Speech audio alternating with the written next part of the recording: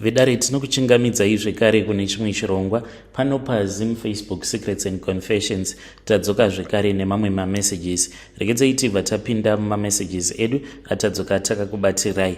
Message yedu yokutanga yakamera sekudai so: hanzi makadi zvenyu mukoma, ndinokumbirawo kuti munge muchindiposterawo nyaya yangu makavikawo chitupa changu. Ininiwo ndiri murume uye zvekare ndine makore 36 years ekuberekwa. Handina mwana, but so far ndagara nevakadzi vanokwana ivo kuita 5. Vose vakadzi vandagara navo mukomanashi tinozongorambana zviya zvekuti ndinosara ndisina kana chandinenge ndiinacho. Ndobva ndatangidza zvekare to build my life from scratch. So kubva zvandakauyawo kuno kuSouth Africa kana kudzokera kuZimbabwe kwacho mukoma, ndakazongodzokerawo ka1 mushure mekunge baba vangu vashayika. So baba pavakashayika last year, ndipo apo amai pavakazongotaura neni vachindiudza zvimwe zvinhu zvekuti ndakatadza kunzwisisa. Vakabva vazonditi sezvo usiri kunzwisisa, ndichazama kuti ndige ndichiita zvinoita kuti iwewo unge uchizonzwisisa. So amai vangu ndinovarota. Kubva ipapo mukoma patakataura nezvayo nyaya yacho iyo kusvika pari zvino, amai ndinovarota, vanotouya kwandiri, but ndiriko kuhope ikoko mukomanashi, like ndinenge ndichitoona sekunge zviri kutoitika in real. Vobva vanditi, mwanangu, yava nguva yekuti ndige ndichikusunungura. Tarirawo kuti ndakura mwanangu, ndava kudawo kuti ndinge ndichizova nevazukuru because I am the only boy in the family. Saka vari kuti ivo kuti vange vachikwanisa kundisunungura, ndinofanira kuti ndinge ndichidzokera kumusha. Ende ndikadzokera kumusha tinofanira kuti tinge tichiita bonde zuva iro randinongosvika pamba ndisati ndageza, ndichiri nemanyaro erwendo. Ivo vakanditi hanzi ndichaita 1 week ndisina kugeza, then tobva tazosangana takadaro. Kunyange tikasangana only once, then zvose zvinobva zvatoita right. Hanzi ndinenge ndatokusunungura, unokwanisa kuzotoita mukadzi, then wobva wazotoitawo vana nemukadzi iyeye, mobva matotangawo kutoronga upenyu hwenyu. Mukomanashi, handiziviwo kuti ndoita sei. Hope idzi ndinongogara ndichingodzirota each and every time, zvichirakidza izvo kuti ichokwadi mukoma, kuti amai vangu vakandigadzira. Pandakauyawo kuno kuSouth Africa mainge muri mugore ra2008. Ndakauya the first time mushure mekunge ndauya kuno kuSouth Africa.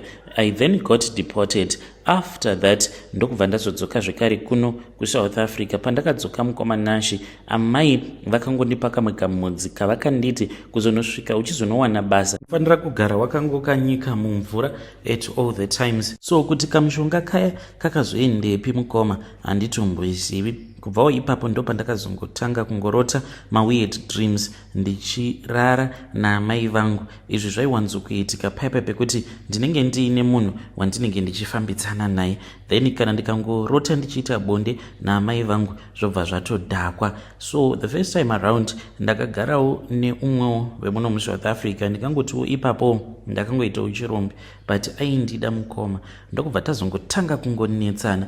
Out of nowhere akabva azongova munhu wekuti kana kunzwisisa ainge ava kusakwanisa kunzwisisa, ava kungoenda kumapati odzoka akadhakwa. Ndakaita sigamene kuti kangani mukomanashi, but ndakaramba ndakangoshingirira, then ndokubva ndazoona kuti ainge ari mahwani. So mistake yandakaitawo ipapo mukoma ndeyekuti ndainge ndava kugarawo pamba pevabereki vake. Ndo zvinowanzokuitika kana ukadanana nemunhu wemuno, unotanga kugarawo pamba pevabereki vake. Saka takangopiwawo space, tikanzi vakaiwo chi1 room chenyu. So iniwo nekufungidzira kuti I was there to save rent. Ndichitoti kana ndikasabhadhara mari yerent then ndinokwanisa kuzodzokera kumusha. Ndobva ndanotora license because ndainge ndichida kuzoitawo zvekudriver mukomanashi, but ndakazotozviona after kuti mari yose yandaifungidzira kuti I was going to save ndainge ndichizvinyepera mukomanashi, because mari yaishanda ipapo. Ndini ndainge ndotengera vabereki vake magroceries apa mumba apa. Vakadzi vemuno vanodawo kuzoti pano nepapo unenge uchingomupa mari, even though achiziva kuti unenge usina mari, but anenge achitodhimanda mari zvekuti kana ukasamupa mari mumba macho munobva matoshaya mufaro. Mukomanashi, ipapo ndo pandakaona kuti Jesu idombo zvechokwadi. Tainge tongogara tichingonetsana. Ndaiti kana ndisina mari munhu aitorara asipo pamba, ndokusaka ndaingogara ndichingorohwa nesiki dzakasiyana siyana. So kuzonorambana kwatakazoita mukoma, ndakazosara zvekare ndisina kana chinhu. Apa ndainge ndakatenga masofa angu, TV, satellite dish nemamwe maspika awo andainge ndakati awa ndikuda kuti ndinge ndichizodzokera nawo kumusha, because kwedu kwainge kuine rimwe zibhawa rainge ririko, but ndainge ndakaona kuti vanhu vacho vainge vachileka pasound system. Saka pandakazouya kuno ndikaona kuti maspika, maamplifier zvainge zvakachipa, ndokubva ndatanga kutenga zvinhu zviya zve1 by 1 ndichiti pandinozodzokera kumusha ndobva ndazonotengesera muface uya kana kuita zvesound hiring, ndorekedza hangu kuramba ndichidzoka kuno kuSouth Africa. Zvose zvakatorwa mukomanashi zvekuti mwoyo wangu wakarwadza, because ndakazotorota amai vangu vari DJ pane umwe muchato vachitoshandisa equipment yangu vasina kupfeka. Mukomanashi pandakavarota amai vangu vari DJ kudaro vari pamuchato, ndokubva ndatoona kuti ini ndini ndaita sekunge ndiri kuchata, but ndichichata navo zvekare. Zvinhu izvozvo zvakatorwa mukoma. Then musikana uya wandainge ndava ndichigara naye akabva azopa zvinhu zvezve kune imwe hanzvadzi yake, ende ndokuzotosimukirawo kwayakaita nanhasi uno. Hanzvadzi yacho inoita zvesound hiring. Apa akatotanga nekutoshandisa maspikers angu zvikatongorova zvakadaro.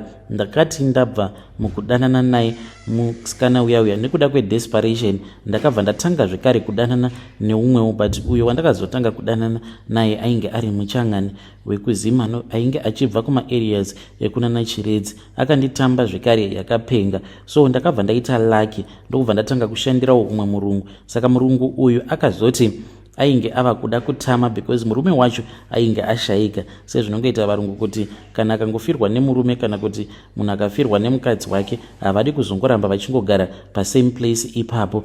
Akabva anditi Joseph, not his real name, ndava kutama ini, ndokubva azondipawo mukomanashi zvakasiyana siyana. Ipapo ndainge ndisina kana chandainge ndiinacho, ndakapiwa zvakawanda mukoma, mafiriji, maTV, mibhedha, masofa. Ndokubva ndachizotaura noumwe wangu ndikati nezvinhu zvose izvi zvatava nazvo, it is far much better kuti tinge tichitsvakawo imba yakakura. Ndokubva tatanga kugara muRDP. Mukoma everything was okay. Mwedzi wekutanga mukadzi ainge achifara, ndokubva abhadhara rent 2-3 months down the line. Ndokubva ndazorota ndichisika bonde naamai vangu. Mukomanashi mukadzi iye akazotonditsvakira matsotsi, because ndakazongonzwa nerunyerekupe kuti ainge ava noumwewo mudhara waainge ava kudanana naye. Ndokubva tatanga kunetsana paipai. Akabva anditi saka uda kuti ndiite sei, haushandi, haubhadhare rent, ende ndini ndinotongoita zvose, saka hausisiri murume kwandiri. Ndakarwadziwa ndikabva ndati hazvina hazvo basa. Mushure mekunge tarambana mukomanashi, zvinhu zviya kuti ndige ndichizozvitora, because ainge ari violent zvisingaiti. Apa ndainge ndisingadi kuti ndige ndichimurova, because aitoti ndirove ndikwanise kukusungisa. So mukomanashi ndakabva ndazongobuda zvangu ndine kabhegi kangu kainge kangori t-shirt nemajini trousers angu. Ndokubva ndambonotanga kunogara nomwe mufesi wangu ndichifungidzira kuti zvinhu zvangu ndaikwanisa kuzouya ndichizozvitora, sezvo tainge tiri vanhu vainge varambana. Iye mukomanashi ndakazoti ndaenda kuya ndatohaya motikari ndichida kutora zvinhu zvangu. Munhu ndokubva atofonera mapurisa. Mapurisa vakabva vati kana wakagara nemukadzi mukarambana iwewo murume unofanira kuti unge uchizobuda usina kana chaunenge uinacho, zvinhu zvose zvinenge zviri zvemukadzi. Ndakachema mukomanashi pamberi pemapurisa, because ndainge ndava kutanga kukalkuleta kuti zvinhu zvose zvandakapiwa nemurungu, laki randainge ndakaita, zvinhu zvainge zvichiri zvakanaka mukoma, maTV nei, ndo mazuva aya ekuti maflat screen ainge achangotangawo kungopinda, ndo maTV andainge ndakapiwa iwawo.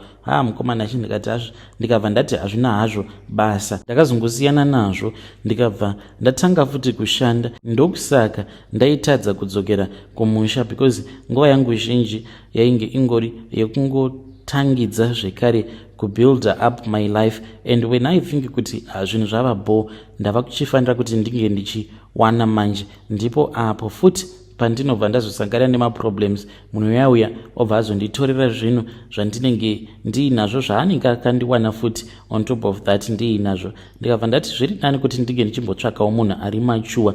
Ndokubva ndatanga kugarawo nomumwe mukadzi ainge ari mukuru kwandiri, ainge akandisiya nealmost 10 years. Akanditamba futi rafu mukomanashi uyu manje ndiye akazonditambisira nguva yangu because taishanda gore rose mukoma.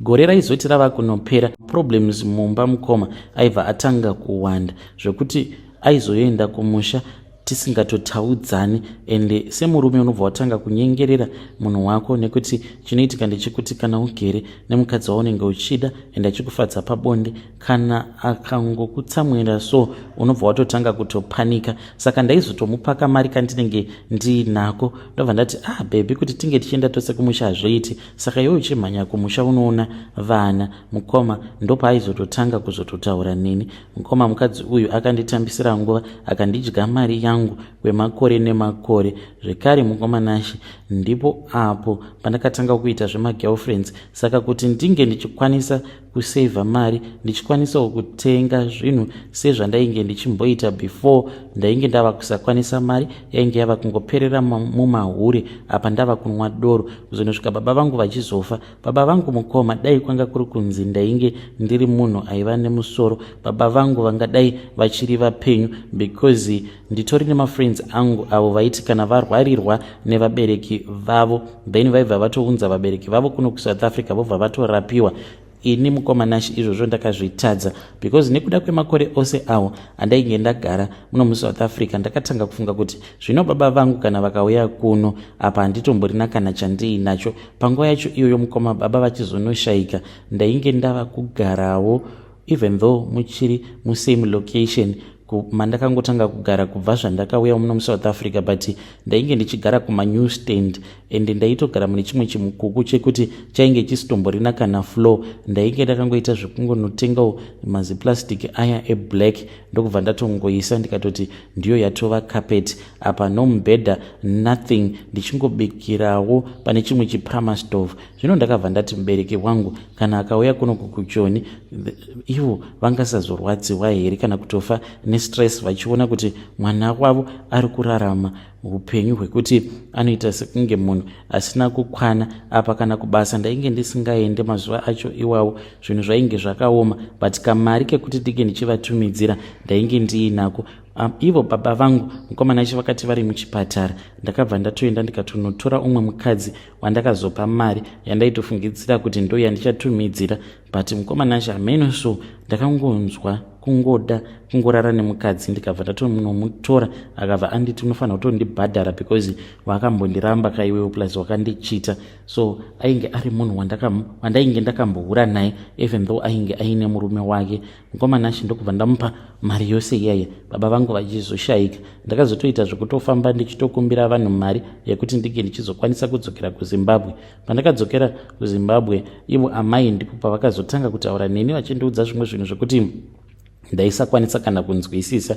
It was not making sense. Vachizonditi it is fine, ndichaita zvinoita kuti unge uchizonzwisisa. Ndipo pandakazotanga kuchirota hope manje amai vachitoya kwandiri direct vachitonditi mwanangu, inini pandakakuzvara ndaifanira kuti ndinge ndichizokuisa pachijana, asi ndikati mwana wangu ndinomuda, saka ndakabva ndazonzi ndinge ndichikuitira mhiko dzekuti haufaniri kuti unge uchizoroora, haufaniri kuti unge uchizoita mwana.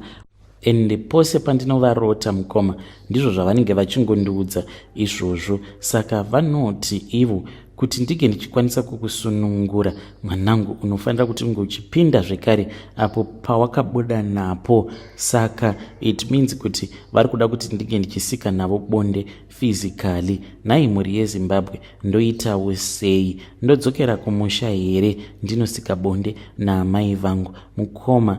Ende pandainge ndichiri kumagrade 5 or so, if I still remember very well, ndakamboona amai vangu vachishanduka kuita nyoka.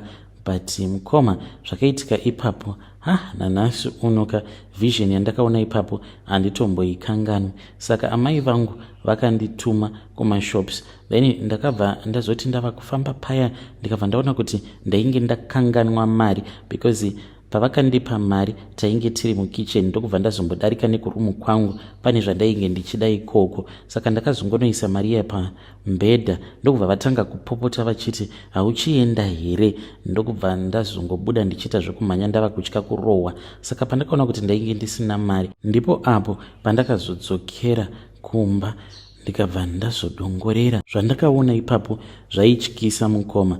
Ndakaona kuti amai vangu kubva muhuro umu vainge vashanduka kuita nyoka. I only looked once mukoma ndobva ndatotanga kutomhanya ndichienda kumashops, asi ndakazorohwa nechadzimira. Ndakazoti paya ndava right ndipo pandakazotenga drink ravainge vachida ndikazodzokera kumba.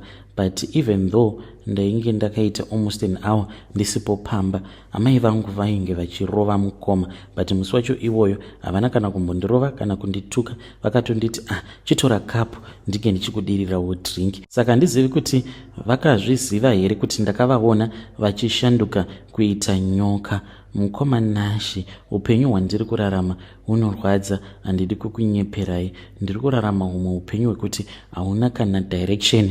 Ndakatombotenga motikari. Mushure mekunge ndatenga motikari ndokubva ndazorambana nemukadzi uya because ndainge ndava negirlfriend. Ndokubva azvibata kuti ndainge ndaita girlfriend, ndokubva azondiramba. Akauya nehama dzake vakandiita chicoward. Ndakatorerwa zvose mukoma including motikari. Vakatoita zvokutondimanikidza mukoma vachitoti vainge vachida kundirova. Ndakanoita change of ownership ndina vanatsano vangu vachitoti pano uri kufanira kutoti unge uchitoita zvatiri kuda. Ndakatorerwa motikari yangu mukoma zvekuti dzimwe nguva ndinoti kana ndikafunga nezvazvo zvinondirwadza. Ifraudika iyi mukoma yavakaita, but Mwari havo ndivo vanoziva. Ndine chipo mukoma chikuti kana ndikangoshanda so munhu wandinenge ndichishandira anokwanisa kungondiudza kuti ona motikari yangu iyi ndiri kuda kuitengesa. Usikuda here motikari, mwedzi woga woga ndinenge ndichikubatira mari, motikari iyi inozoita yako. But mukoma amai vangu vakandigadzira, so ndoitawo sei muri yeZimbabwe. Hei vedare, ndo message iyo yandakatumidzirwa ichibva kuna mukoma vedu avo. Ngatizamei kuti tinge tichitaura navo mukoma vedu mucomment section. Hei zvakangoma hazvo vedu mukoma, before musati maenda kumusha kunoita izvozvo zvamuri kunzi naamai uyai tinge tichiita kurara mose. Have you tried Jesus? Can you try to do that? Just find a church, a Bible believing church. Mubva mamboenda ikoko mambonotaura nemapastors, muonawo kuti will your situation change musati madzokera kumusha. Asi ngatizamei kuti tinge tichitaura navo mucomment section. I think nekuda kwekuremerwa kwakaita vanhu tinofanira kuti tinge tichizoita a segment yemaprayer request. I think we can start doing that. So if you have a prayer request, munouya moisa audio yenyu, then ndongoita zvokubatanidza maaudio ameno vedare. You can tell me in the comment section zviri nani ndezvipi, ndoita ari maaudio here kana kuti vanhu vanouya vonyora kuinbox kwangu, vosenda mamessages kuinbox kwangu, ndozoverenga inini maprayer requests avo. I think munhu uyo anenge ane prayer request can just say their first name kuti inini ndinonziwo Memory without saying their surname. Ndine prayer request yangu yandiinayo, then I read so that out there I know kuti pano tine prayer warriors vari kwavari ikoko, they can pray for our sisters and brothers.